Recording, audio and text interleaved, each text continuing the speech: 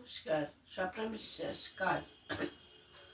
আমাদের বেশিরভাগ দুঃখের কারণ আমরা নিজেরাই। দুঃখ বিভিন্ন রকমভাবে আসতে পারে। কিছু কিছু দুঃখ আমরা নিজেরাই সৃষ্টি করি। কেউ যদি অলসভাবে জীবন কাটায় তাহলে তো তার দুঃখ আসবেই। আমাদের সময় সীমিত। অলসভাবে জীবন কাটালে অনেক কাজ কম হয়, সে কাজে অনেক পিছিয়ে যায়। তাই তাকে মেকআপ করতে গেলে খুব দ্রুত কাজ করতে হবে।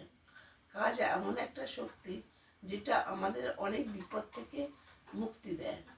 কাজ একটা আলো। কাজ করলে আমাদের মন ভালো থাকে, আমাদের মনে সাহস আসে।